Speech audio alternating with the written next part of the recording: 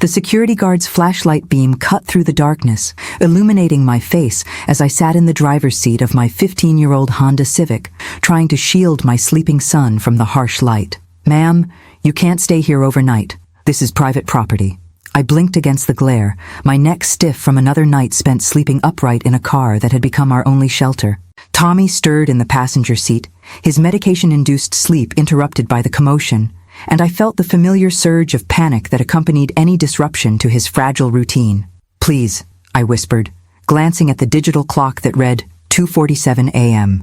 "My son is sick. We just need a few more hours." The security guard's expression softened slightly as he took in Tommy's pale face, the medical bracelet on his thin wrist, the prescription bottles organized in the center console like a mobile pharmacy.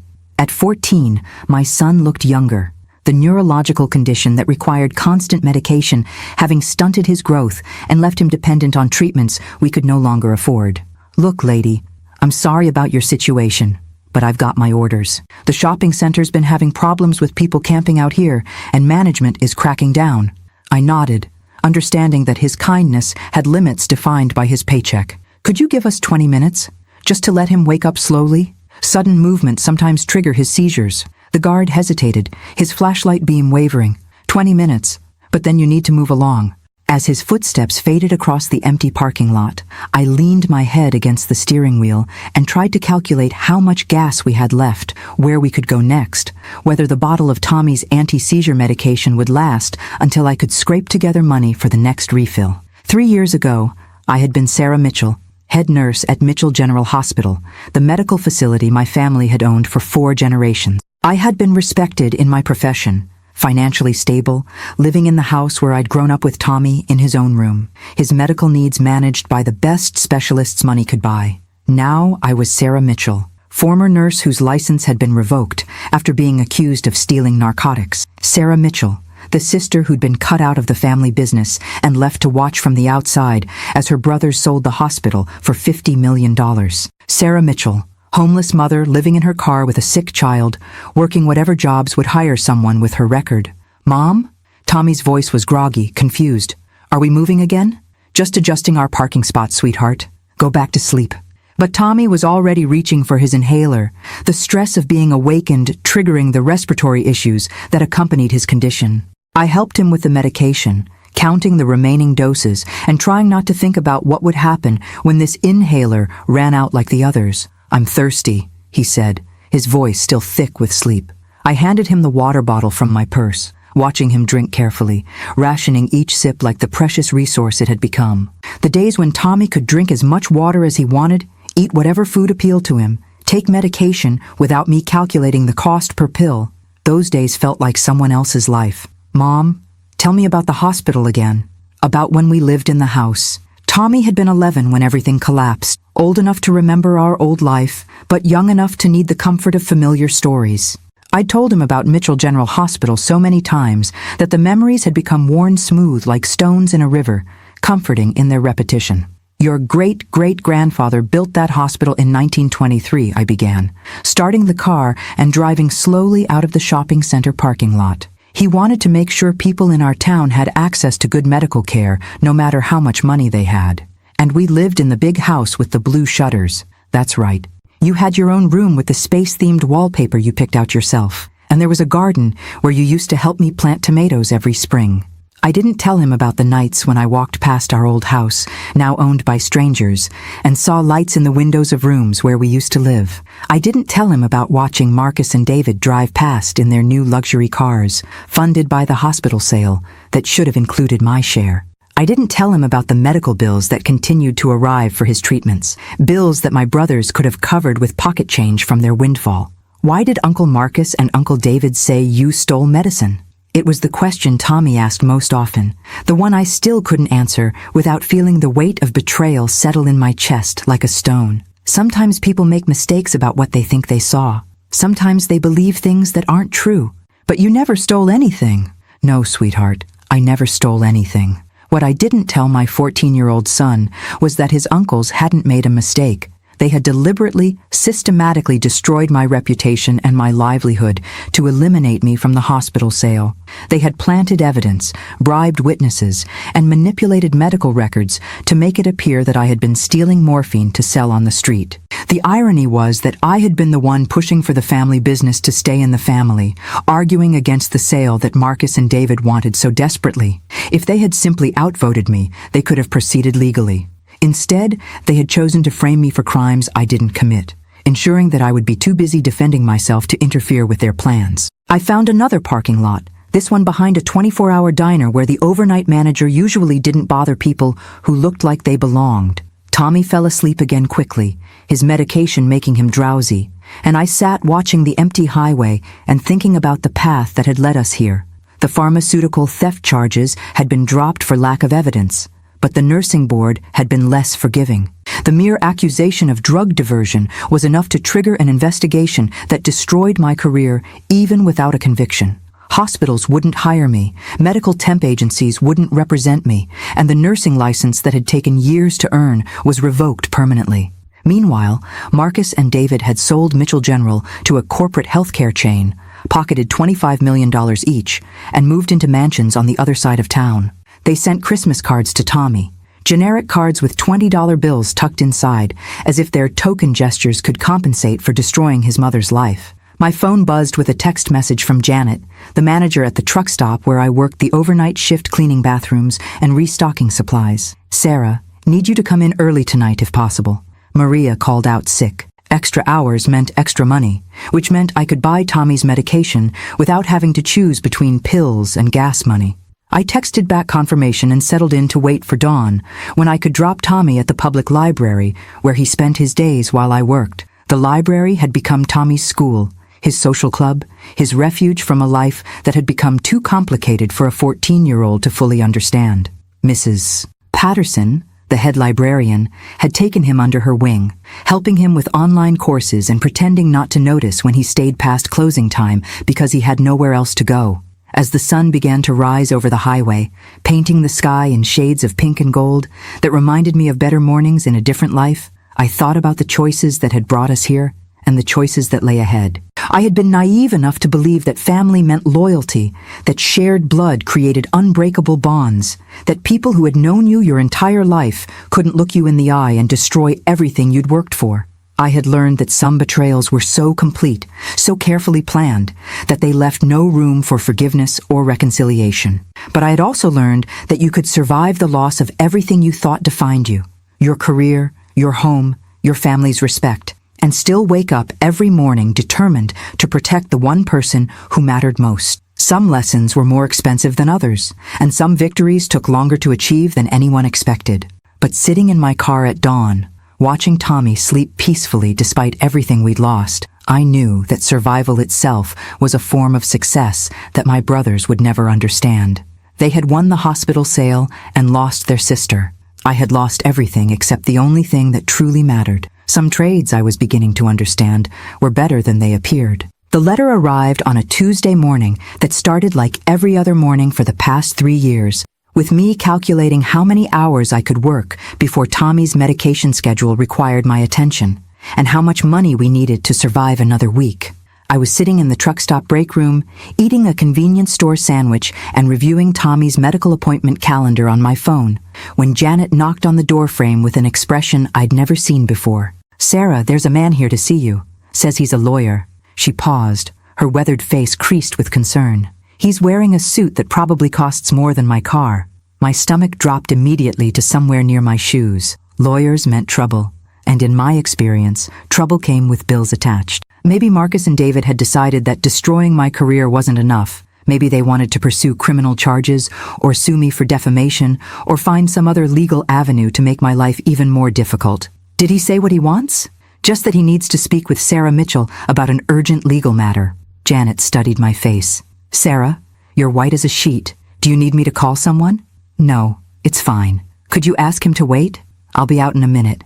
I used those 60 seconds to splash water on my face, straighten my uniform shirt, and remind myself that whatever this lawyer wanted, it couldn't make our situation much worse than it already was. We were already homeless, already broke, already living on the margins of society. Rock bottom, I'd learned, had its advantages. There wasn't much farther to fall. The lawyer was exactly as Janet had described. Expensive suit, polished shoes, briefcase that probably cost more than I made in 3 months. But his expression was kind rather than predatory, and he stood when I entered the truck stop lobby as if I were someone worthy of respect rather than a broke former nurse in a stained uniform. Ms. Mitchell, I'm Jonathan Hayes from Hayes, Williams & Associates. Thank you for taking the time to speak with me. I have to warn you, Mr. Hayes, if you're here about money owed to someone, you're going to be disappointed. I don't have any assets worth pursuing. He smiled, a genuine expression that reached his eyes. Ms. Mitchell, I'm not here to collect anything from you. I'm here because my client, Robert Wellington III, recently passed away, and he left specific instructions regarding you in his will. Robert Wellington III. The name was familiar in the way that wealthy people's names are familiar. You see them in newspaper business sections, on hospital wings, attached to charitable foundations. But I couldn't place any personal connection to someone of his stature. I'm sorry, but I think there's been a mistake. I don't know any Robert Wellington. Actually, you do. 10 years ago, you were the head nurse at Mitchell General Hospital when Mr. Wellington was brought to the emergency room in cardiac arrest. According to his medical records, you worked for 18 consecutive hours to stabilize him, refusing to leave his bedside even when other medical staff suggested the case was hopeless. The memory hit me like a physical blow. Robert Wellington, not the billionaire, just the 73-year-old man whose heart had stopped beating in the ambulance, whose family had gathered in the waiting room, expecting to plan a funeral instead of a recovery. I remembered the marathon medical battle, the delicate balance of medications, the moment when his vital signs finally stabilized after what felt like an eternity of uncertainty. I remember him. But Mr. Hayes, I was just doing my job. Any nurse would have... According to Mr. Wellington's personal notes, any nurse would not have done what you did. Most would have followed protocol and prepared the family for the worst. You went beyond protocol, beyond standard care, beyond what anyone expected or required. I thought about that night, about the decision to ignore the statistics that suggested Robert Wellington was too far gone to save, about the 18 hours I'd spent adjusting medications and monitoring vitals because something told me he could still be pulled back from the edge. Mr. Wellington never forgot what you did for him, Jonathan Hayes continued. He spent the last 10 years of his life in good health because of your dedication that night. And Ms. Mitchell, he spent some of that time investigating what happened to you after he learned about your situation. My situation? The pharmaceutical theft allegations, the loss of your nursing license, your brother's acquisition of the hospital sale proceeds. His voice was careful, professional. Mr. Wellington had considerable resources at his disposal, and he used those resources to conduct a very thorough investigation into the events that destroyed your career. I felt the world shift slightly, like standing on a boat deck when an unexpected wave rocks the hull. Someone with resources, real resources, had been investigating Marcus and David's conspiracy. Someone had been looking into the lies that had cost me everything. What kind of investigation? The kind that uncovers financial records, phone conversations, email exchanges, and witness statements that paint a very different picture of events than the one presented to the nursing board. Jonathan Hayes reached into his briefcase and withdrew a thick manila folder. Mr. Wellington documented everything, Ms. Mitchell. Everything. Why?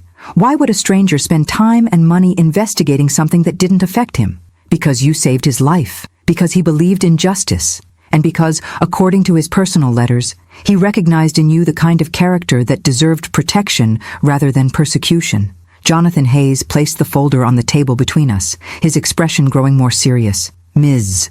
Mitchell, I need to inform you that Mr. Wellington passed away 3 weeks ago from complications related to pneumonia. His funeral was attended by business leaders, politicians, and philanthropists from around the world. But before he died, he made arrangements that will change your life significantly. What kind of arrangements? Mr. Wellington was one of the wealthiest men in the country. His business empire included real estate developments, technology companies, pharmaceutical manufacturing, and healthcare services. The total value of his estate is estimated at approximately $2.8 billion.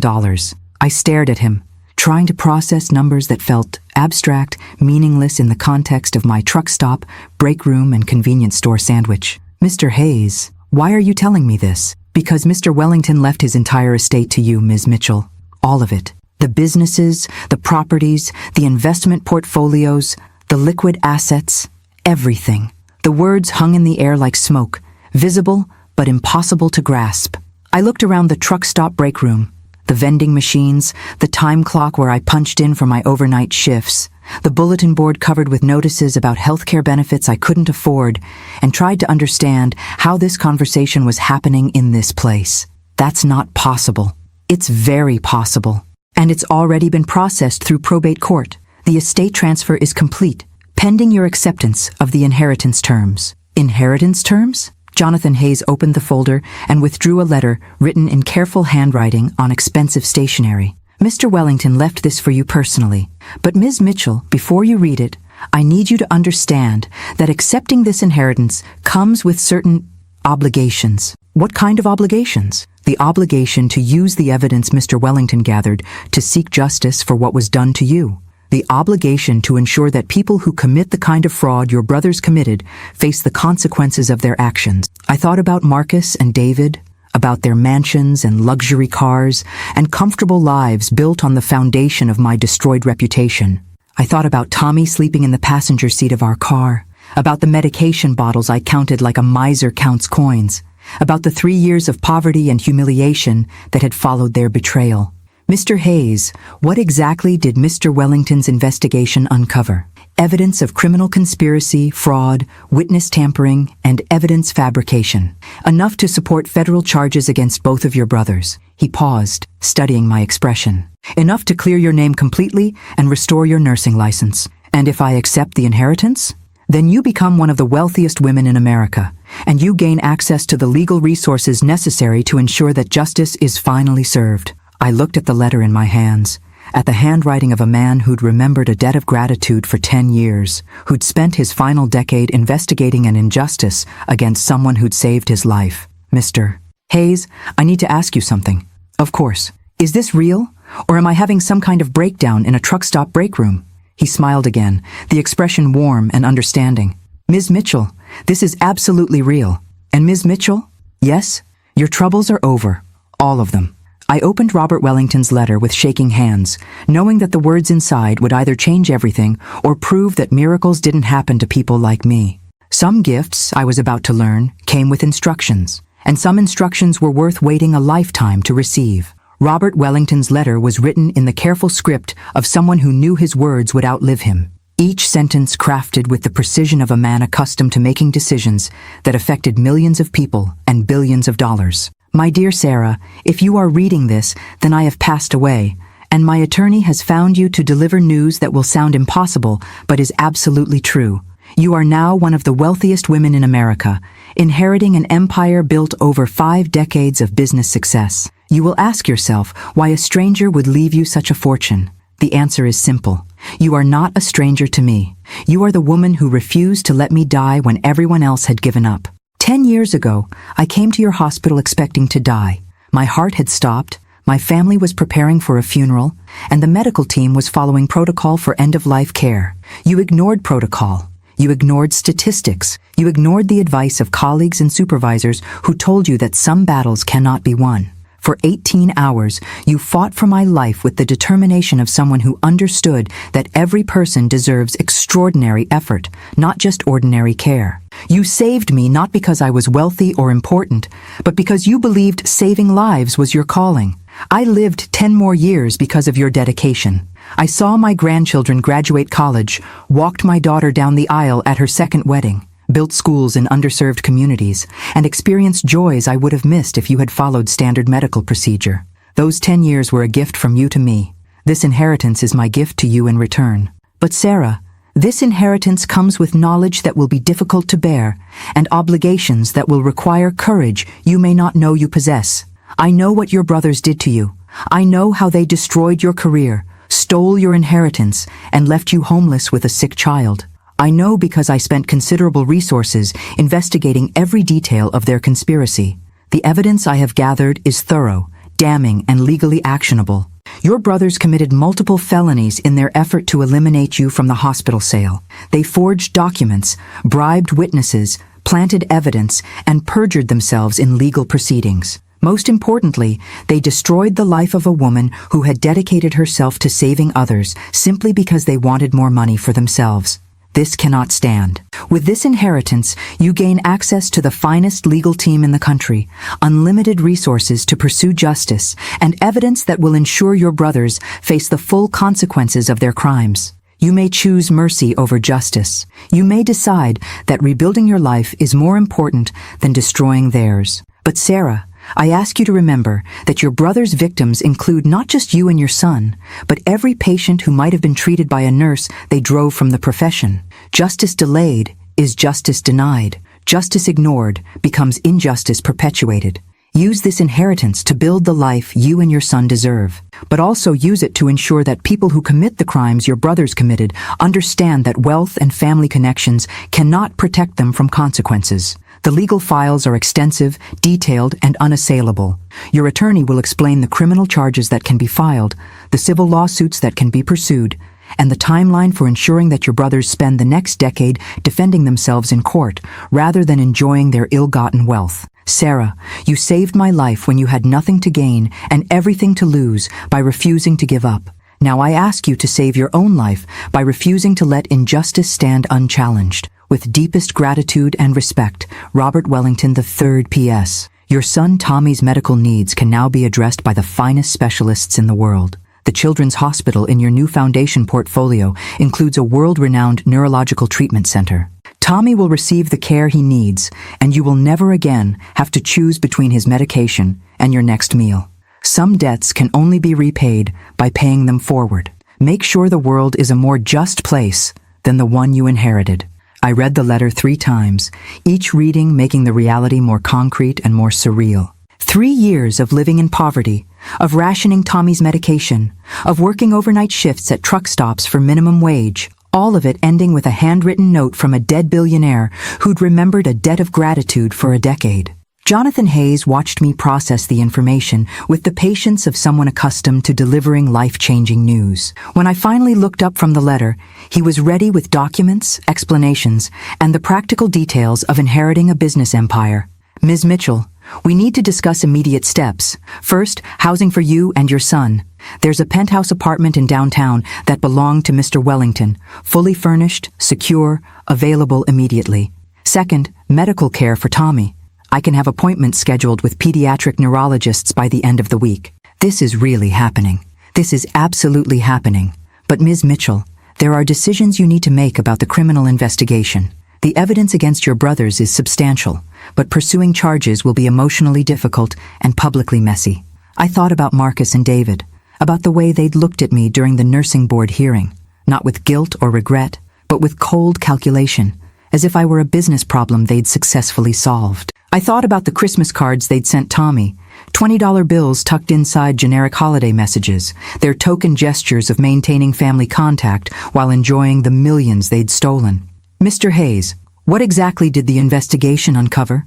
Recorded phone conversations between your brothers, discussing how to frame you for drug theft, bank records showing payments to hospital employees who provided false testimony, email exchanges detailing their plan to eliminate you from the hospital sale, document analysis proving that evidence was planted in your personal belongings. They recorded their own conversations? Your brother Marcus apparently kept detailed records of the conspiracy, thinking documentation would protect him if David ever tried to implicate him in wrongdoing. He never imagined that someone with Mr. Wellington's resources would gain access to those records. I felt something cold settle in my chest, not satisfaction exactly, but the recognition that justice had been waiting for the right moment to reveal itself. If I pursue charges, what happens to them? Federal fraud charges carry sentences of 10 to 20 years. Conspiracy charges add additional time. Asset forfeiture procedures would seize their homes, cars, bank accounts, everything purchased with proceeds from the hospital sale. They would lose everything they gained by destroying you. And if I don't pursue charges, then they continue living in their mansions, enjoying their wealth, and believing that destroying their sister's life was a successful business strategy. I thought about Tommy, about the years he'd spent sleeping in cars and public libraries because his uncles had valued money more than family. I thought about the medication we'd rationed, the doctor's appointments we'd skipped, the specialists we couldn't afford to consult about his condition. Mr. Hayes, I need to see my son. I need to tell him that everything's going to be different now. Of course, but Ms. Mitchell, the media will learn about this inheritance within hours. Mr. Wellington's estate was significant enough that business reporters monitor probate filings. Your story, Homeless Former Nurse Inherits Billions, will be front-page news, which means Marcus and David will find out too. They'll find out, and they'll likely attempt to contact you. They may claim innocence, offer apologies, or suggest that family reconciliation is more important than legal proceedings. I thought about my brother's capacity for manipulation, their talent for making their victims feel guilty for the damage they'd caused. 3 years ago, I'd been vulnerable to their gaslighting, too shocked by their betrayal to think clearly about revenge or justice. Now I was no longer vulnerable. Now I had resources they couldn't match and evidence they couldn't refute. Mr. Hayes, I want to pursue every possible criminal charge against both of my brothers. I want them to experience the same fear, uncertainty, and financial devastation they imposed on me and my son. I'll contact the federal prosecutor this afternoon. And Mr. Hayes, I want them to find out about the charges the same way I found out about losing everything, suddenly, publicly, and without warning. Consider it done, Ms. Mitchell. As I walked back to the truck stop parking lot to wake Tommy and tell him we were going home, to a real home with his own room and unlimited medication and access to the best doctors in the world, I thought about the strange mathematics of justice. For 3 years, I'd believed that good people sometimes suffered while bad people prospered. Now I understood that sometimes justice was just waiting for the right person to deliver it. Some debts apparently were repaid with interest, and some inheritances came with obligations that turned out to be privileges. Tommy's reaction to the news was typically 14-year-old practical, cutting through the surreal magnitude of our situation with questions that reminded me why he'd always been my anchor to reality. So we don't have to sleep in the car anymore? Never again. And I can have my medication without you counting the pills first? All the medication you need from the best doctors in the country. And Uncle Marcus and Uncle David are going to jail? I paused at that question, studying my son's face as we sat in the parking lot of our old life, the truck stop where I'd worked the overnight shift just hours before learning I was worth nearly $3 billion. Probably, yes, if the evidence is as strong as Mr. Hayes believes it is. Tommy nodded with the matter-of-fact acceptance of someone who'd learned early that adults sometimes made terrible choices that hurt people they were supposed to protect. At 14, he understood betrayal better than most people twice his age. Good, he said simply. They hurt us on purpose. People who hurt people on purpose should have consequences. Out of the mouths of babes. Tommy had distilled the moral complexity of my situation into terms that made perfect sense. People who hurt people on purpose should have consequences. The penthouse apartment that Jonathan Hayes had mentioned turned out to be 40 floors above the city where I'd once worked as a respected nurse, where I'd later been publicly destroyed as an accused thief. The elevator ride to the top floor felt like traveling through layers of my own life, past the level where I'd lived in middle-class comfort, past the level where I'd fallen into poverty, up to heights I'd never imagined reaching. Tommy pressed his face against the floor-to-ceiling windows, looking down at the city spread below us like a circuit board of lights and possibilities. Mom, is this really ours? This is really ours. The apartment was furnished with the kind of understated luxury that whispered wealth rather than shouting it. Comfortable furniture that had clearly been chosen for quality rather than flash. Artwork that looked original but not ostentatious. A kitchen stocked with food that didn't come from convenience stores. But the most remarkable feature of our new home wasn't the marble countertops or the designer furniture. It was Tommy's room, a space clearly designed for a teenage boy, complete with a computer, gaming system, and bookshelves filled with novels about adventure and discovery. Robert Wellington had planned for Tommy's comfort with the thoroughness of someone who understood that saving a mother's life meant caring for her child as well. There's something else, I told Tommy as he explored his new room. Mr. Hayes has arranged for you to see a neurologist next week. Dr. Patricia Yamamoto at Children's Medical Center. She's supposed to be one of the best pediatric neurologists in the country. Tommy turned from the window where he'd been watching the sunset paint the city in shades of gold and possibility. Will she be able to help with the seizures? I don't know, sweetheart, but we're going to find out. And Tommy? Whatever she recommends, whatever treatments might help, we can afford them now, all of them. That night, I tucked my son into a real bed in his own room for the first time in 3 years, listening to him breathe normally without the stress-induced wheezing that had become constant during our homeless months. When he was asleep, I walked through our new apartment and tried to process the magnitude of what had changed in a single day. My phone rang at 11:47 p.m. Marcus's number appeared on the screen, and I realized that news of my inheritance had reached my brothers faster than Jonathan Hayes had predicted. Sarah, thank God you answered. I just saw the news about Robert Wellington's will. Honey, we need to talk. The endearment hit me like a physical blow. Honey, as if 3 years of silence and abandonment could be erased with a single word, as if the brother who'd destroyed my life could reclaim the right to use terms of affection. Hello, Marcus. Sarah, this is incredible news. I mean, $2.8 billion? I can't even process numbers that large. You must be in complete shock. I'm processing it. I bet you are. Listen, honey, David and I want to take you to dinner tomorrow night. We need to celebrate this amazing turn of fortune, and we need to talk about the past, about misunderstandings and family relationships, and moving forward together. Misunderstandings, as if systematic fraud and evidence planting were simple communication failures that could be resolved over appetizers and wine. Marcus, I'm not available for dinner tomorrow. Oh, of course, you're probably swamped with lawyers and financial advisors. What about this weekend? Or next week? Sarah, this inheritance changes everything for our family.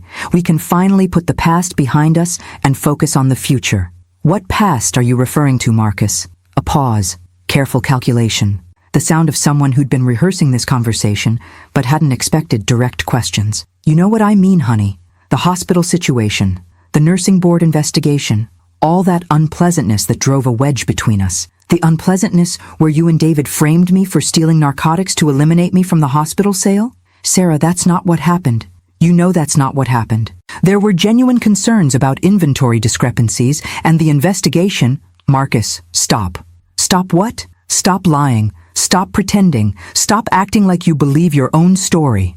Another pause, longer this time. When Marcus spoke again, his voice had lost some of its artificial warmth. Sarah? I think you're still upset about the nursing board decision, and I understand that. But you can't seriously believe that David and I would deliberately hurt our own sister. I believe exactly that because that's exactly what you did. Honey, you're not thinking clearly. This inheritance is obviously overwhelming, and maybe you're letting it affect your judgment about family relationships. Why don't you take some time to process everything, and then we'll sit down together and work through these feelings. Feelings. As if my accurate understanding of their criminal conspiracy was an emotional problem rather than a factual assessment. Marcus, let me explain something to you. Mr. Wellington left me more than money. He left me evidence, recorded conversations, financial records, witness statements. He left me proof of everything you and David did to destroy my life. The silence that followed stretched long enough that I thought he'd hung up. When he finally spoke, his voice was different, harder, more calculating, stripped of the fake warmth he'd been using. Sarah, I don't know what you think you have, but you need to be very careful about making accusations you can't prove. False allegations can have serious legal consequences. Can they? Like the legal consequences of framing your sister for pharmaceutical theft? I'm going to pretend you didn't say that. But Sarah, if you're thinking about pursuing some kind of legal action, based on whatever misinformation this Wellington guy collected, you should consider the impact on Tommy. Do you really want to drag your son through a public legal battle that will hurt the whole family? There it was. The threat disguised as concern. The manipulation wrapped in fake worry about Tommy's welfare. Marcus was already trying to use my love for my son as a weapon against me, just like he'd used my vulnerability as a single mother to make his theft accusations seem credible. Marcus, I want you to listen very carefully to what I'm about to tell you. I'm listening. Tomorrow morning, federal agents will be contacting you and David about criminal charges related to fraud, conspiracy, witness tampering, and evidence fabrication. The charges will be followed by asset forfeiture procedures to seize everything you bought with money stolen from the hospital sale. You can't be serious. I'm completely serious. You destroyed my life for money, Marcus. Now you're going to discover what that actually costs. Sarah, your family. We're family. You can't do this to your own brothers. You did it to your own sister first.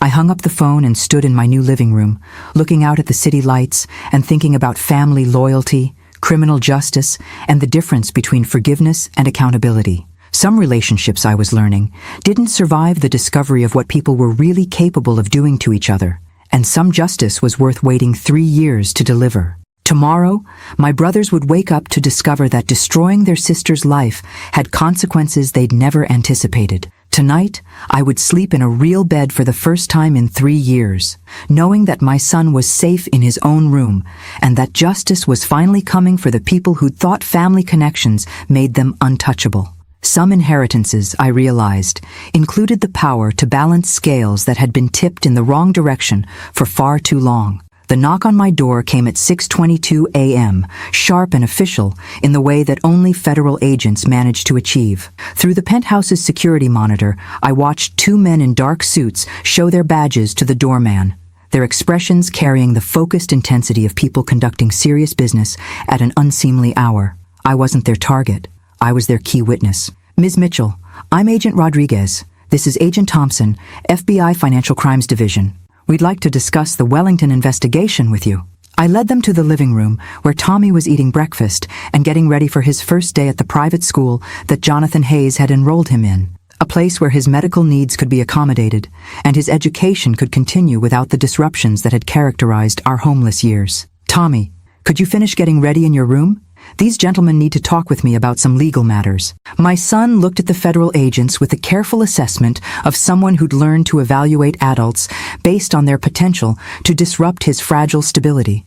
Agent Rodriguez smiled at him, a genuine expression that seemed to pass Tommy's inspection. Cool apartment, Tommy said, gathering his new school supplies. Mom, what time will you pick me up? 3:30, just like we discussed. And Tommy, if you need your medication during the day, the school nurse has everything she needs. After Tommy left for school, driven by a professional service that included security protocols I was still learning to accept, I sat down with the federal agents who would determine whether my brothers faced consequences for their crimes or continued living as if destroying their sister had been a successful business strategy.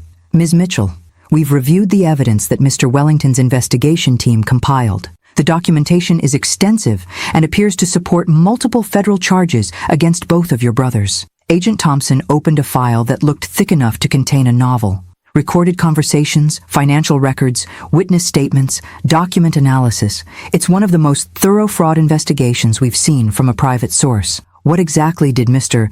Wellington's team discover? Evidence that your brothers engaged in criminal conspiracy to defraud you of your inheritance by fabricating evidence of pharmaceutical theft. Agent Rodriguez consulted his notes. Phone recordings where they discuss planting morphine vials in your personal belongings. Bank records showing payments to hospital employees who provided false testimony. Email exchanges detailing their timeline for eliminating you from the hospital sale. They were that careless with evidence? Your brother Marcus apparently documented the entire conspiracy, believing that detailed records would protect him if David ever tried to implicate him in wrongdoing. He never imagined that someone with Mr. Wellington's resources would gain access to those communications. Agent Thompson leaned forward, his expression serious. Ms. Mitchell, pursuing federal charges will require your cooperation as a witness. The process will be emotionally difficult, publicly messy, and potentially dangerous if your brothers decide to fight the charges aggressively. Dangerous how? Desperate people facing long prison sentences sometimes make poor decisions about intimidating witnesses or destroying evidence. We'll provide protection if necessary, but you should understand that this won't be a quiet legal proceeding. I thought about the phone call from Marcus, about his immediate shift from fake warmth to veiled threats, about the calculation in his voice when he'd tried to use Tommy's welfare as leverage against me. Agent Rodriguez, what happens if I don't cooperate with the prosecution? Then your brothers face no consequences for destroying your life and stealing your inheritance. They continue living in their mansions, enjoying their wealth, and believing that family connections protect them from justice. And if I do cooperate? Then they face federal fraud charges with sentences ranging from 10 to 20 years, plus asset forfeiture of everything purchased with proceeds from their crimes. The choice was simpler than the agents probably expected. My brothers had shown no remorse, offered no genuine apologies, made no attempt to repair the damage they'd caused. Marcus's phone call had been pure manipulation, an attempt to use our biological relationship to escape consequences for deliberate cruelty. I'll cooperate fully with the prosecution. Ms. Mitchell, there's something else you should know. This morning, agents are executing search warrants on both of your brothers' homes and offices. They're being arrested simultaneously to prevent coordination of their defense strategies. I looked at my watch. 8:47 a.m. At this moment, Marcus and David were probably being handcuffed in their expensive homes, reading search warrants that would seize the computers, phones, and financial records that documented their conspiracy. Will they be able to make bail? Given the flight risk assessment and the amount of money involved, we'll be requesting they be held without bond pending trial. But Ms. Mitchell, even if bail is granted, the asset forfeiture procedures begin immediately. Their bank accounts will be frozen, their properties will be seized, and they'll lose access to the wealth they gained by destroying your life. My phone rang. David's number. I showed the screen to Agent Rodriguez, who nodded approval for me to answer. Sarah, what the hell have you done? David's voice was raw with panic and rage. The FBI is tearing apart my house. My wife is crying. My neighbors are staring. I've done exactly what you and Marcus did to me, David. Except I had evidence, and you had lies. You can't be serious about pursuing this. We're family, Sarah. Family doesn't destroy family over business disagreements. Family doesn't frame family for felonies to steal their inheritance. That's not what happened. And you know it. There were legitimate concerns about drug inventory and the investigation. David, stop. The FBI has recordings of you and Marcus planning the entire conspiracy. They have bank records showing payments to witnesses. They have everything. A pause. The sound of someone processing the collapse of everything they thought they'd built their life on. Sarah, listen to me. Whatever you think you know, whatever evidence you think you have, this will hurt Tommy too. Do you want your son to watch his uncles go to prison? Do you want him to grow up knowing his mother destroyed his family? The same manipulation Marcus had attempted, the same effort to use my love for Tommy as a weapon against my pursuit of justice. But David's version carried an edge of desperation that suggested he was beginning to understand the magnitude of what he was facing. David, Tommy understands the difference between family and people who share your DNA.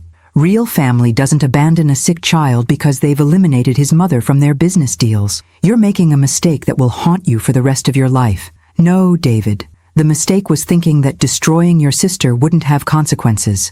After I hung up, Agent Thompson looked at me with something that might have been sympathy. Ms. Mitchell, your brothers will likely attempt more contact, possibly through other family members or mutual friends. They may offer financial settlements, public apologies, or promises of future cooperation if you drop the charges. They don't have anything I need anymore. They may not understand that immediately. People who've operated with impunity for years sometimes can't process that their victims have gained power. I thought about the 3 years Tommy and I had spent living in our car, about the medication we'd rationed, about the nights I'd listened to my son's labored breathing and wondered if his condition was worsening because we couldn't afford proper medical care. Agent Rodriguez, how long will this prosecution take? Federal fraud cases typically take 18 to 24 months from indictment to trial. But Ms. Mitchell, given the strength of the evidence, we expect your brother's attorneys will encourage plea bargains to avoid the risk of maximum sentences. What would plea bargains involve? Prison time, complete asset forfeiture, and permanent admission of guilt. They would lose everything they gained from destroying you, and they would face public acknowledgement that their success was built on criminal fraud. I stood at the penthouse windows, looking down at the city where I'd once been respected, where I'd later been destroyed, where I was now positioned to deliver justice that had been delayed but not denied. Some debts, I was learning, accumulated interest over time, and some justice was worth waiting 3 years to collect. The news broke at 3:47 p.m. while I was driving to pick up Tommy from his first day at the private school that would finally provide him with the educational stability he deserved. The radio news bulletin was brief but comprehensive. 2 prominent businessmen, brothers Marcus and David Mitchell, were arrested this morning on federal fraud charges related to a conspiracy to defraud their sister of hospital sale proceeds. The arrests come following an investigation initiated by evidence provided by the late billionaire Robert Wellington III, who left his entire estate to their victim, former nurse Sarah Mitchell. By the time I reached Tommy's school, my phone had received 47 calls from reporters, distant relatives, former colleagues, and people I hadn't heard from in years who were suddenly interested in reconnecting now that I was worth nearly $3 billion. How was your first day? I asked Tommy as he settled into our new car, a modest sedan that Jonathan Hayes had insisted was more practical than the luxury vehicles that came with my inheritance. Good. The teachers actually know about my medical condition, and they have protocols for handling seizures if they happen during class. Tommy buckled his seatbelt and studied my face with the perceptive attention he'd developed during our difficult years. "Mom, you look different. Like something big happened today. Uncle Marcus and Uncle David were arrested this morning." Tommy was quiet for several moments, processing this information with the careful thought that characterized his approach to important news. "Are you sad about it?" The question surprised me with its directness, but Tommy had learned to cut through adult complications to reach essential emotional truths. "No, sweetheart, I'm not sad. I'm relieved, I think. Like something that was broken is finally being fixed. Good. They deserve to get in trouble for what they did to us." When we returned to the penthouse, Jonathan Hayes was waiting in the lobby with news that would complicate the already surreal trajectory of our day. "Ms. Mitchell, we need to discuss a development regarding your brother's legal situation. They've retained criminal defense attorneys, and those attorneys have requested a meeting to discuss potential plea negotiations." "Already?" Their lawyers reviewed the evidence this afternoon and advised immediate settlement discussions rather than fighting charges they cannot win. "Ms. Mitchell, they want to make a deal." We rode the elevator to our apartment in silence, Tommy immediately disappearing into his room to start homework assignments that were academically challenging rather than just busy work designed to keep him occupied. For the first time in 3 years, my son was being treated like an intelligent young person with potential rather than a problem to be managed. "What kind of deal are they proposing?" I asked Jonathan once we were settled in the living room that still felt too elegant to belong to people who'd been homeless a week ago. "Complete confession to all charges, surrender of all assets purchased with hospital sale proceeds, 10 years in federal prison for each brother, and a public apology acknowledging the fraud they committed against you." In exchange for what? Avoiding federal trial and the possibility of 20-year sentences. "Ms. Mitchell, their attorneys are recommending acceptance because the evidence against them is overwhelming and incontrovertible." I thought about Marcus and David, about the way they'd looked at me during the nursing board hearing. Cold, calculating, confident that they'd successfully eliminated a problem. They'd shown no remorse then, offered no apologies during the 3 years that followed, made no attempt to help Tommy and me when we were living in our car. "Jonathan, if they accept this plea deal, do they admit guilt publicly?"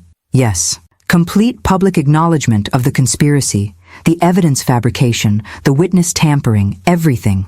Their confession would be entered into court records and reported by every media outlet that's been covering this story." "And the 10-year sentences?" "Federal minimum security facilities, but prison nonetheless. They would lose their medical licenses, their business licenses, their ability to practice in any healthcare-related field. They would emerge from prison at ages 70 and 68 respectively, with no assets and no professional prospects." I walked to the windows that had become my thinking space, looking down at the city that held so many different versions of my life: the successful nurse, the destroyed accused thief, the homeless mother, and now the billionaire seeking justice. "Jonathan, what happens to their families, their wives, their children?"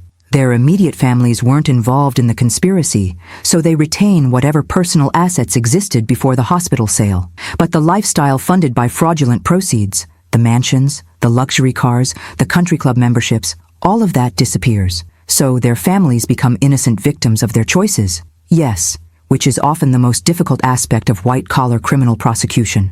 The conspirators' families suffer consequences for crimes they didn't commit."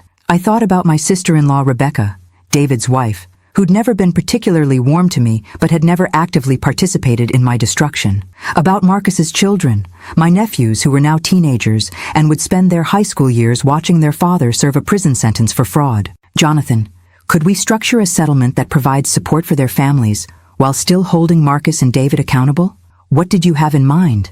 What if we establish education funds for their children, modest living allowances for their wives, enough to ensure they don't lose their homes or their stability, but funded separately from any plea agreement?" Jonathan studied my face with the expression of someone trying to understand motivations that seemed inconsistent with seeking maximum punishment. "Ms. Mitchell, that's remarkably generous considering what your brothers did to you and Tommy."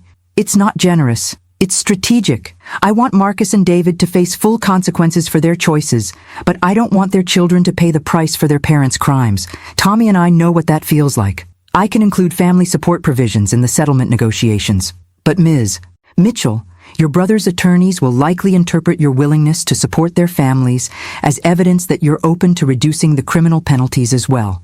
Then make it clear that family support and criminal accountability are separate issues. Their wives and children get protection from financial devastation, but Marcus and David still serve their prison sentences and lose everything they stole. My phone rang, a number I didn't recognize, but when I answered, Rebecca's voice was unmistakable. "Sarah, please don't hang up. I know you have every right to hate our family, but I need to talk to you about the children." "Rebecca, I don't hate your family. I hate what David and Marcus did to mine. The attorneys are saying David could go to prison for 10 years.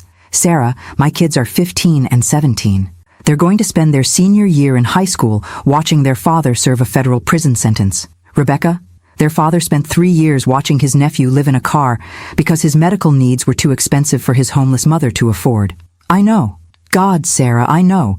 And I'm not calling to ask you to drop the charges or reduce the sentences. What David did was unforgivable."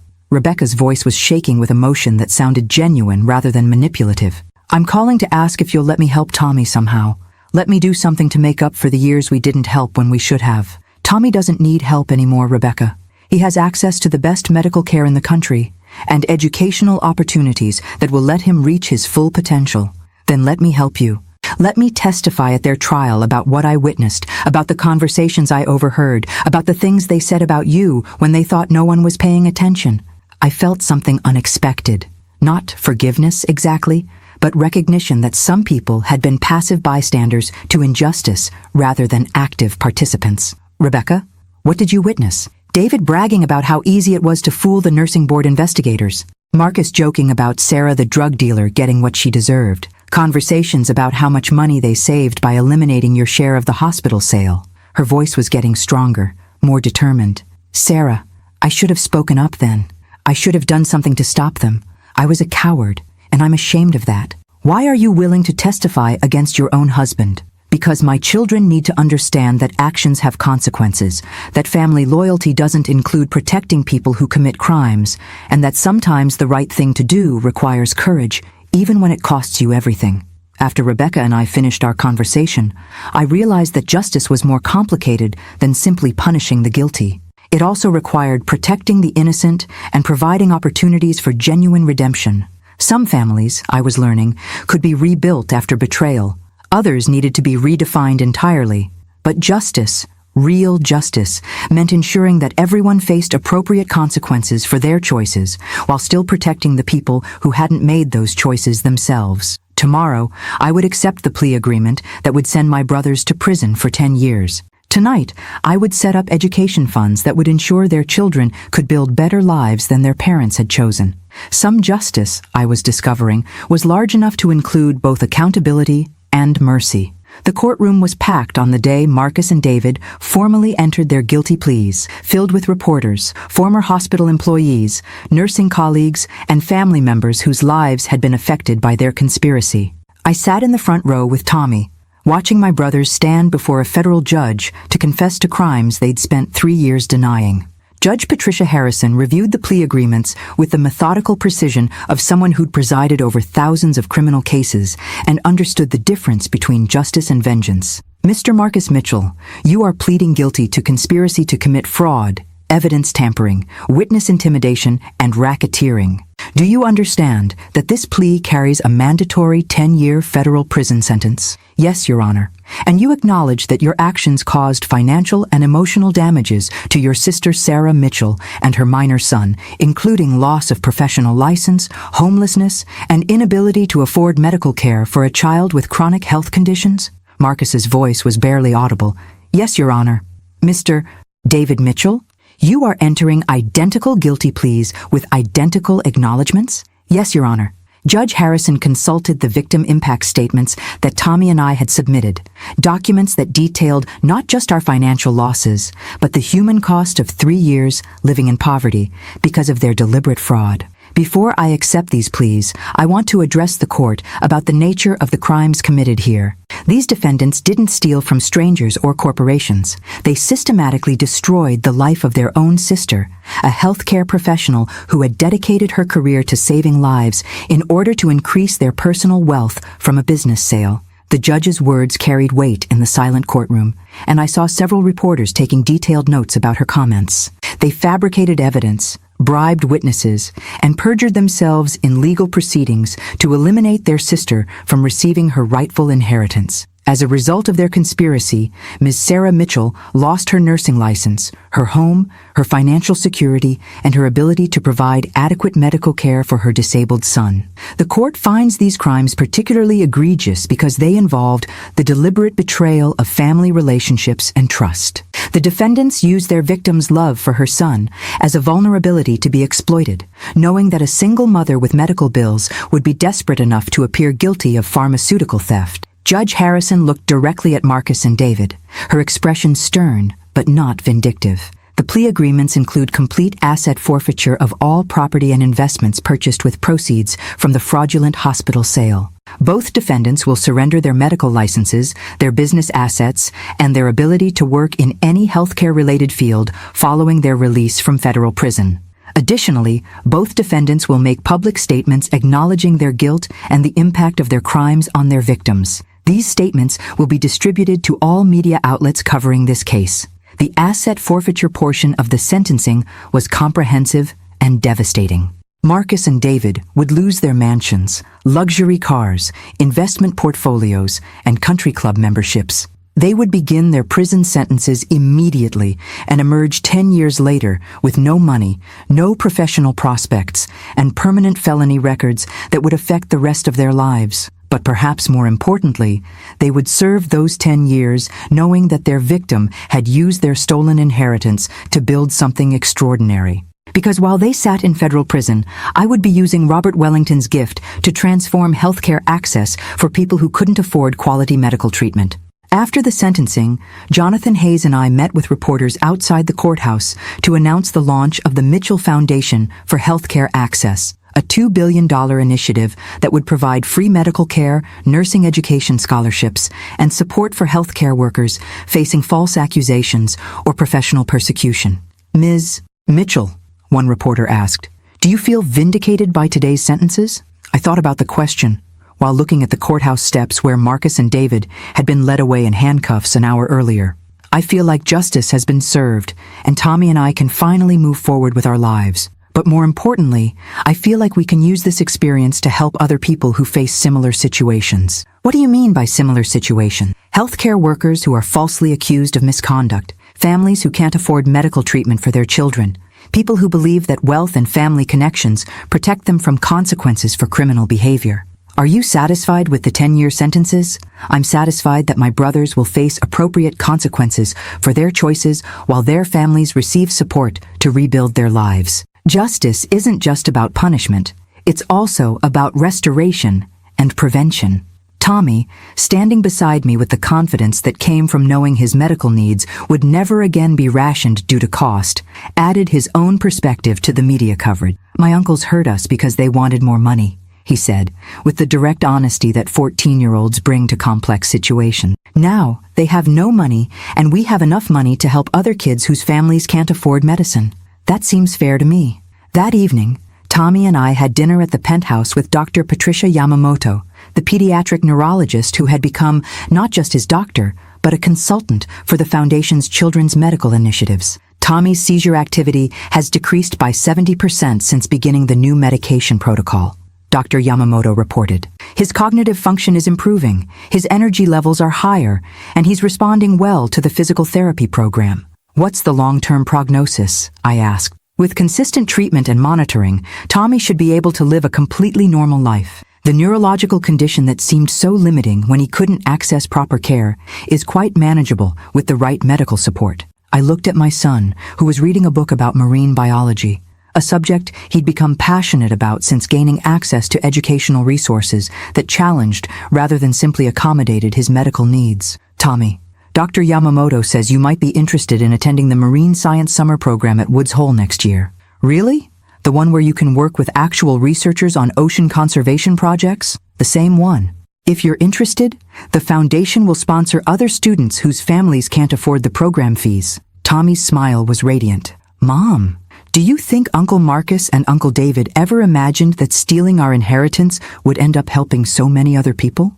I think they probably imagined keeping all the money for themselves and never facing any consequences for what they did to us. Then they were pretty bad at imagining," Tommy said with the matter-of-fact assessment that had become his trademark response to adult failures. Later that night, after Tommy was asleep in his own room with access to all the medical monitoring equipment that ensured his safety, I stood at the penthouse windows looking down at the city where my life had been destroyed and rebuilt. My phone showed 17 missed calls from Marcus and David's prison facility. Apparently they were still trying to negotiate, still trying to manipulate, still unable to accept that their victim now possessed resources they couldn't match and resolve they couldn't break. I didn't return their calls. Some conversations were no longer necessary. Some relationships couldn't be rebuilt after betrayal. But some justice was worth waiting 3 years to deliver, and some victories were sweet enough to justify the suffering that preceded them. Tomorrow, the Mitchell Foundation would begin accepting applications from nursing students who couldn't afford medical school tuition, from families whose children needed expensive treatments, from healthcare workers facing false accusations similar to the ones that had destroyed my career. My brothers had stolen $50 million from me to increase their personal wealth. I was using $2.8 billion to ensure that other people facing similar situations would have resources to fight back. Some inheritances, I was learning, were worth more than money.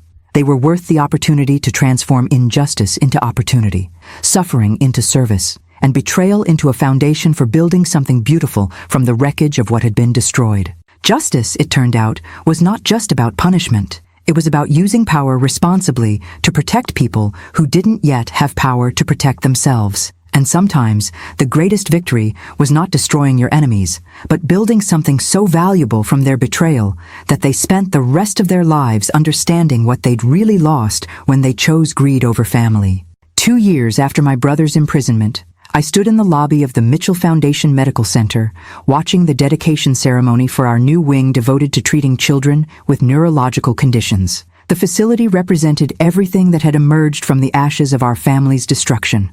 World-class medical care funded by justice, staffed by professionals who understood that healing required both clinical expertise and genuine compassion.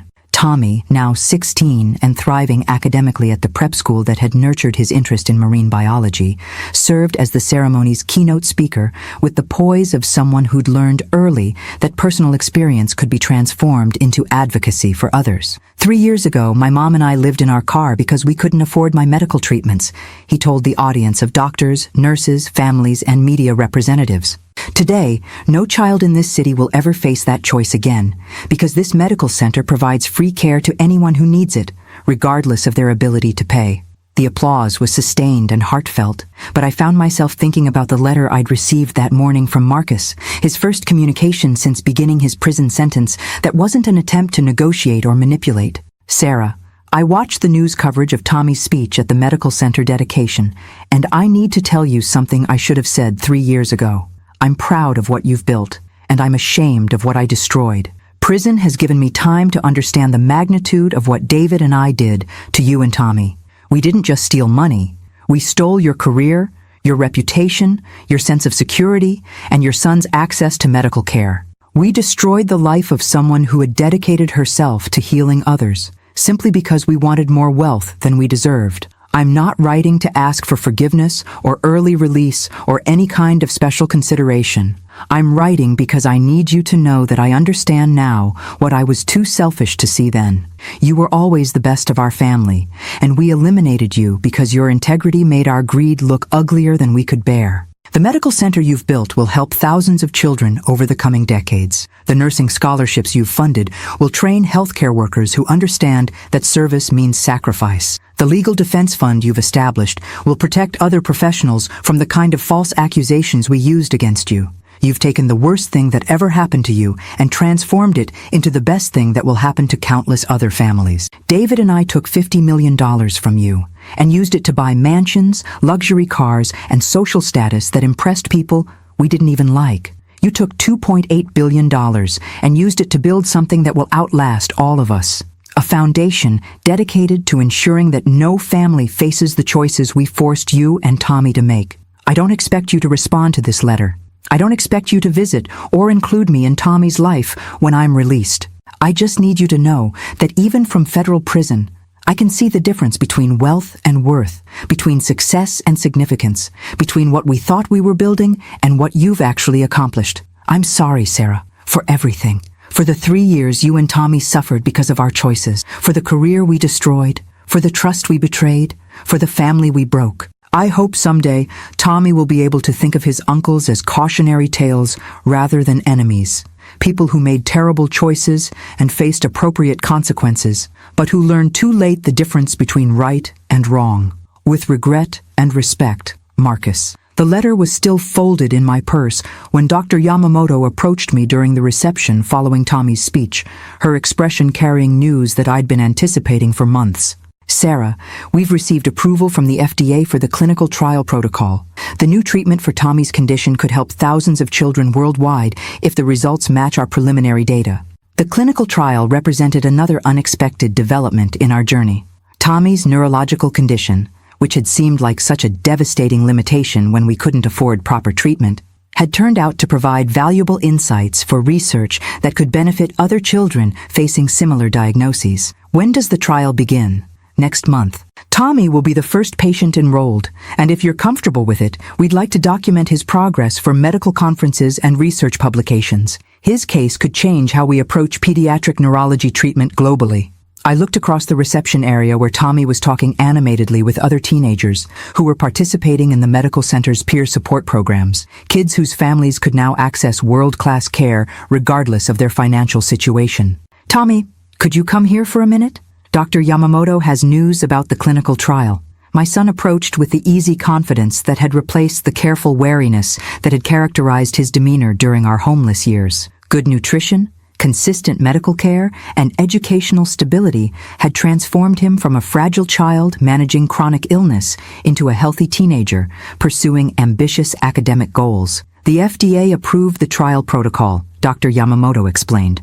Tommy, if you're willing to participate, you could help develop treatments that benefit thousands of other children with similar conditions. So I'd be like a test case for helping other kids? Exactly.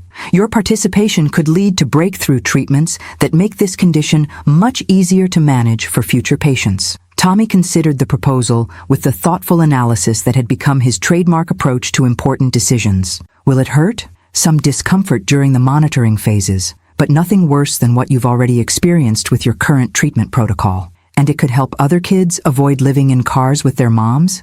It could help other families manage this condition without the financial stress that made your situation so difficult. Tommy looked at me with the expression he used when seeking confirmation for decisions he'd already made. Mom, I think we should do it. If my stupid neurological condition can actually help other people, that seems like a pretty good trade.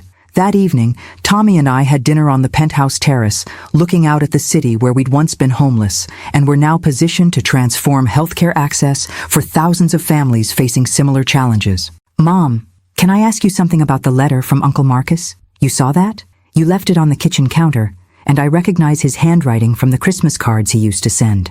Tommy finished his dinner and leaned back in his chair with the relaxed posture of someone whose medical needs were completely managed. Do you think people can actually change? What do you mean? I mean, Uncle Marcus sounds different in that letter than he sounded during the court stuff. Like he actually understands what he did wrong instead of just being sorry he got caught. I thought about Marcus's letter, about the difference between strategic apologies designed to reduce consequences and genuine remorse that acknowledge the full scope of damage caused by deliberate choices. I think some people can learn from their mistakes, but only after they've faced real consequences for their actions. Prison has a way of clarifying priorities that wealth and privilege can obscure. Are you going to write back to him? I don't know. What do you think I should do?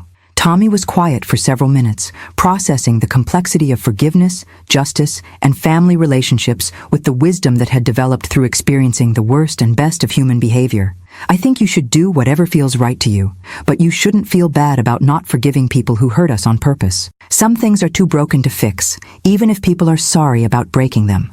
And if Uncle Marcus really has changed, if his regret is genuine, then he can live with being genuinely sorry, and that will be part of his consequence for making terrible choices. But Mom, his feelings about what he did aren't more important than our safety and happiness. I looked at my 16-year-old son, marveling at the emotional intelligence that had emerged from surviving injustice and discovering that survival could be transformed into service for others facing similar struggles. Tommy, when did you become so wise? When I learned that bad things happening to you doesn't make you a victim forever. Sometimes bad things just teach you how to recognize good things when they finally show up. That night, I wrote a brief response to Marcus's letter. Not forgiveness exactly, but acknowledgement that genuine remorse was better than continued denial, and that personal growth could occur even in federal prison. Some relationships, I was learning, couldn't be rebuilt after betrayal. But some justice was large enough to include the possibility of redemption, even for people who'd forfeited the right to expect it. The most important measure of our victory wasn't my brother's punishment. It was Tommy's transformation from a sick child rationing medication to a healthy teenager whose experience could help develop treatments for thousands of other children. Some inheritances, I realized, were worth more than money. They were worth the opportunity to transform suffering into service, injustice into advocacy, and personal healing into institutional change that would outlast all of us. Justice, it turned out, was not just about evening scores. It was about building something so valuable from destruction that the destruction itself became worthwhile. 5 years after Robert Wellington's death transformed our lives, I received an unexpected visitor at the Mitchell Foundation headquarters. David stood in the lobby looking older, thinner, and carrying himself with the careful humility of someone who'd learned that wealth and arrogance were privileges that could be permanently revoked. He'd been released from federal prison 6 months early for good behavior and participation in educational programs, but his appearance suggested that 5 years of incarceration had accomplished what decades of privilege had failed to provide: genuine understanding of consequences. "Sarah, thank you for agreeing to see me. I know you have no obligation to give me any of your time." I led him to a small conference room adjacent to my office, noting how he looked around the foundation building with what appeared to be genuine awe rather than the calculating assessment that had characterized his pre-prison evaluation of everything around him. "The medical center is remarkable," he said, settling into a chair with the careful movements of someone still adjusting to freedom. "I've been following the news coverage of your work. The pediatric neurology program, the nursing scholarships, the legal defense fund for healthcare workers facing false accusations. David, what do you want?" "I want to tell you what I should have said 5 years ago, before federal agents arrested me in my driveway while my neighbors watched through their windows." I studied my brother's face, looking for signs of manipulation or strategic remorse, but finding instead the kind of exhaustion that comes from carrying genuine guilt for an extended period. "I'm listening. I destroyed the life of the best person in our family because I was jealous of your integrity and terrified that your moral standards would interfere with my greed." David's voice was steady but quiet, as if he'd rehearsed these words during long prison nights. "Marcus and I didn't just steal your inheritance. We eliminated you because your character made our corruption look uglier than we could tolerate." "Why now, David? Why this conversation after 5 years of silence?" "Because I'm dying." The words hung between us like a diagnosis neither of us had expected. David pulled out medical documents from the folder he'd carried into the meeting, spreading them across the conference table with the same methodical precision he'd once used for business presentations. "Pancreatic cancer, stage 4.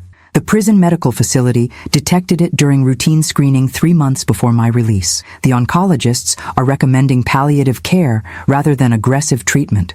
I looked at the medical reports, my nursing background automatically processing the terminology, prognosis timelines, and treatment options outlined in clinical language that couldn't soften the brutality of the diagnosis. "How long?" 6 to 8 months, possibly less.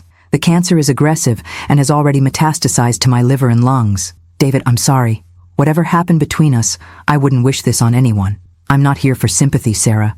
I'm here because I have something that belongs to you, and I need to return it before I die." David reached into his jacket and withdrew a small velvet jewelry box that I recognized immediately. Our mother's engagement ring, the one that was supposed to pass to the next generation of Mitchell women, the one that had disappeared from her estate items after the funeral. "You took Mom's ring?" "Marcus and I divided her jewelry when we settled the estate. We told ourselves you didn't deserve anything from the family assets since you weren't contributing to the hospital's success." His voice carried shame that sounded genuine rather than performative. "Sarah, we stole from you before we ever framed you for pharmaceutical theft. We'd been systematically eliminating you from family inheritance for years." I took the ring box, feeling the weight of jewelry I'd never expected to see again, remembering our mother wearing it during family dinners and holiday celebrations when our relationships had been built on love rather than financial calculation. Why are you returning it now? Because I spent 5 years in federal prison learning the difference between family and people who share your DNA. Because I watched news coverage of Tommy's medical research participation and realized that the nephew I helped make homeless is now contributing to breakthrough treatments that will help thousands of other children. David pulled out another folder, this one containing what appeared to be financial documents and legal paperwork. There's something else. Marcus and I had offshore accounts that the federal investigation didn't discover. Money we'd hidden in the Cayman Islands and Switzerland. Funds that weren't seized during the asset forfeiture proceedings. I felt my stomach clench with the familiar mixture of anger and disappointment that accompanied every revelation about the scope of my brother's financial crimes. How much money? Approximately $12 million in hidden assets. Money that rightfully belongs to you as part of the hospital sale proceeds we stole. David spread out bank statements and account information with the thoroughness of someone making a final confession. I'm transferring all of it to the Mitchell Foundation, not as charity or apology, but as restitution for theft. David, the statute of limitations on additional criminal charges has expired, yes, but Sarah, I'm not returning this money to avoid prosecution. I'm returning it because keeping stolen assets while dying of cancer seems like the kind of moral failure that defines how people remember you after you're gone. I looked at the financial documents, calculating how $12 million additional dollars could expand the foundation's programs, fund more scholarships, provide free medical care to even more families facing impossible choices between treatment and financial survival. What about Marcus? Does he know about these accounts? Marcus died in prison 18 months ago. Heart attack during his sleep, the stress of incarceration, and the weight of what we'd done. His body couldn't handle it. David's voice broke slightly. Sarah, my brother died knowing that the worst thing he'd ever done was destroying his sister's life for money he didn't need to buy things that didn't make him happy. I absorbed this news, Marcus's death, David's terminal diagnosis, the hidden millions that represented years of additional theft, and realized that the Mitchell family as I'd known it was ending with this conversation. David, what do you want from me? Forgiveness? Reconciliation? Some kind of deathbed absolution? I want you to know that watching you transform our betrayal into a foundation that serves thousands of people has been the only source of pride I've felt since federal agents handcuffed me in my driveway. David gathered the financial documents into neat stacks. You took the worst thing Marcus and I ever did and used it to build something beautiful. And that's enough for you? Sarah, I destroyed my own sister's life and spent 5 years in federal prison for fraud. I'm dying of cancer with no family relationships, no friends, no legacy except criminal conviction and the knowledge that I caused immeasurable suffering to people I was supposed to protect. David stood slowly, preparing to leave this conference room and return to whatever remained of his life. But my sister, the sister I betrayed, has built a medical foundation that will help people for generations. She's turned my nephew into a young man who participates in clinical trials to help other children with similar conditions. She's created scholarship programs that will train nurses who understand that healing requires both clinical skill and genuine compassion. David, that's enough for me, Sarah, knowing that our family's story ends with your triumphs rather than our crimes. That's more redemption than I deserve and more legacy than I had any right to hope for. After David left, I sat in the conference room, holding our mother's engagement ring and thinking about family, forgiveness, and the strange mathematics of justice that sometimes included mercy, even when mercy wasn't requested or expected. Tomorrow, I would deposit $12 million in hidden assets into the foundation's accounts, funding expanded programs that would help thousands more families facing medical crises. Tonight, I would call Tommy and tell him about his Uncle David's terminal diagnosis and his Uncle Marcus's death, helping my son process the end of family relationships that had been broken beyond repair but had somehow contributed to building something valuable from their destruction. Some stories, I was learning, ended not with reconciliation, but with understanding. Some justice was large enough to include both consequences and compassion. And sometimes, the greatest victory wasn't destroying your enemies. It was building something so meaningful from their betrayal that their crimes became the foundation for extraordinary service to others. David would die knowing that his theft had funded medical care for thousands of children. That wasn't forgiveness exactly. But it was a kind of redemption that neither of us had expected when this story began. 1 year later, I stood beside Tommy at David's graveside service, a small gathering of perhaps 20 people who had come to witness the end of a life defined more by its mistakes than its accomplishments. The funeral director had asked if I wanted to speak at the service, and I'd agreed, though not for the reasons most people probably expected. David Mitchell was my brother, I began, looking out at the faces of people who had known him before federal prison transformed him from a successful businessman into someone learning the difference between wealth and worth. He was also someone who made terrible choices that hurt people he was supposed to protect and love. Tommy stood beside me with the quiet dignity that had become his trademark. Now 17, and preparing for early admission to marine biology programs at several prestigious universities. His participation in the clinical trials had led to breakthrough treatments that were already helping children around the world manage neurological conditions that had once seemed insurmountable. David spent the last year of his life trying to understand how greed had transformed him into someone who could destroy his own family for financial gain. He didn't ask for forgiveness. He knew that some actions move beyond the possibility of forgiveness into territory where the best you can hope for is understanding. I looked down at the casket that contained a man who had died, knowing that his crimes had ultimately funded medical care for thousands of children, nursing education for hundreds of students, and legal defense for healthcare workers facing false accusations. But David also spent his final months ensuring that his remaining assets were transferred to the Mitchell Foundation, bringing the total restitution to nearly $15 million.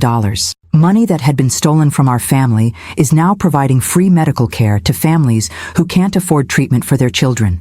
The irony wasn't lost on anyone present. David's theft had been transformed into the largest donation in the Foundation's history.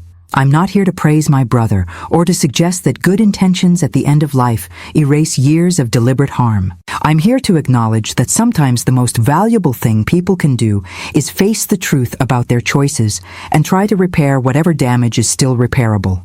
After the service, Tommy and I drove to the Mitchell Foundation Medical Center, where construction crews were putting finishing touches on the new research wing that would house the pediatric neurology program that had grown out of Tommy's treatment and clinical trial participation. Mom, do you think Uncle David understood what he'd really done to us? I thought about David's final months, about the way terminal illness had stripped away the rationalizations and self-deception that had allowed him to live with the consequences of destroying his sister's life. I think dying gave him clarity that wealth and privilege had prevented him from developing earlier. But Tommy, understanding consequences and facing consequences aren't the same thing as erasing consequences. What do you mean?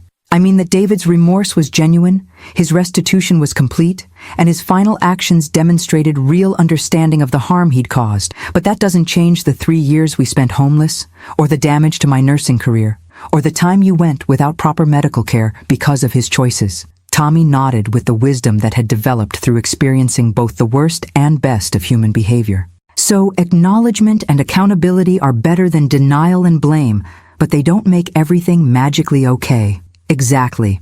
Justice isn't just about punishment or forgiveness. It's about truth, consequences, and ensuring that harmful actions lead to constructive outcomes whenever possible.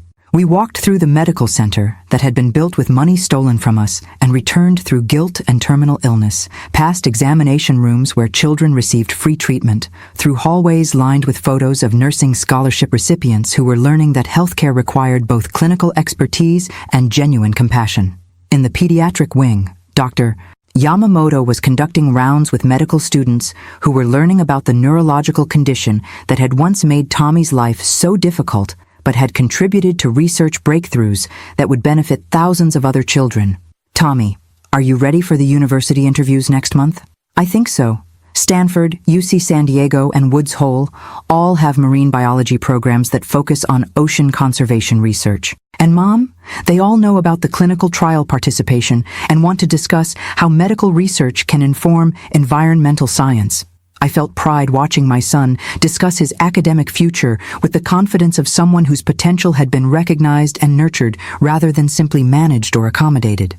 What will you tell them about how your medical condition influenced your interest in research? That experiencing something difficult taught me how research can transform problems into solutions. That watching you turn Uncle Marcus and Uncle David's betrayal into a foundation that helps other families showed me that the most important discoveries come from refusing to let bad things be the end of the story.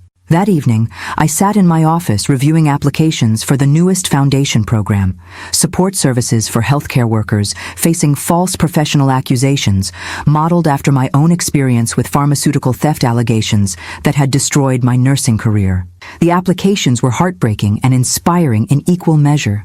Nurses accused of medication errors they hadn't committed, doctors facing malpractice claims based on fabricated evidence, healthcare workers whose careers had been destroyed by institutional politics and professional jealousy. Each application represented someone whose life had been derailed by the same kind of systematic fraud that my brothers had used against me. But now, instead of facing these challenges alone, they would have access to legal representation, financial support, and advocacy services funded by the money that had been stolen from my family.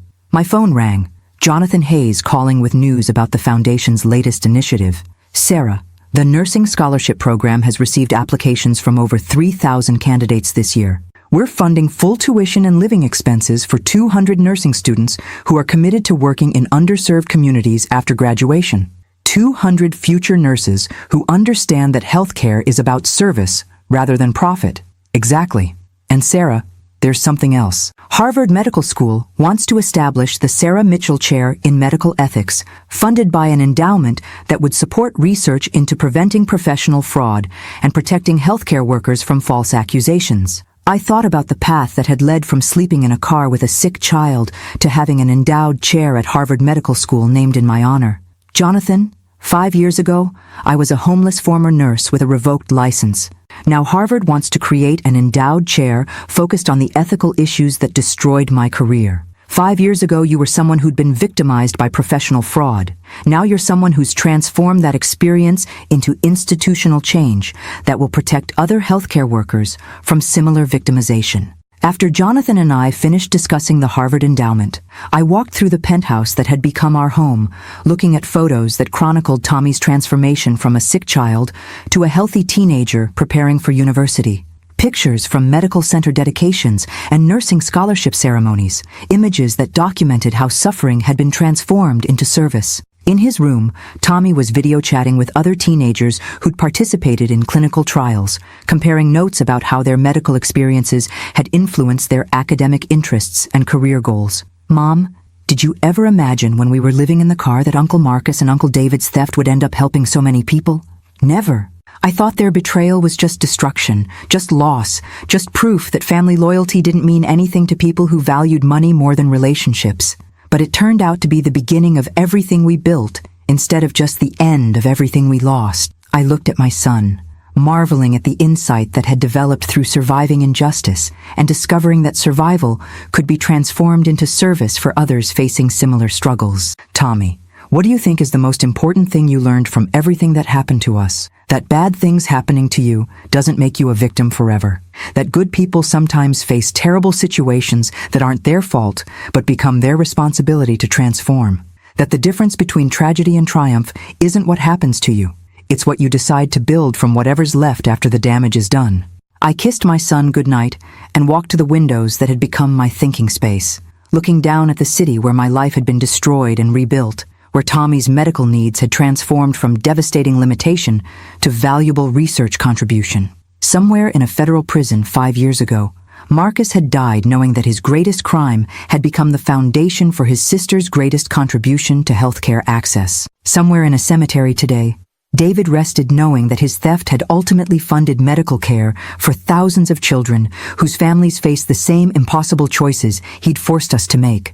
And somewhere in our penthouse tonight, Tommy was preparing for a university career built on research that had grown from his own medical challenges, proving that suffering could be transformed into service when approached with courage, wisdom, and resources sufficient to turn personal experience into institutional change. I discovered that the venganza más dulce wasn't destroying the people who betrayed me. It was building something so meaningful from their betrayal that their crimes became the foundation for extraordinary service to others. Some inheritances arrive as money. Others arrive as opportunities to transform injustice into advocacy, suffering into service, and personal healing into institutional change that outlasts everyone involved. The most valuable thing Robert Wellington left me wasn't two. $8 billion. It was the power to ensure that my brother's worst choices became the foundation for my family's greatest contributions. The end.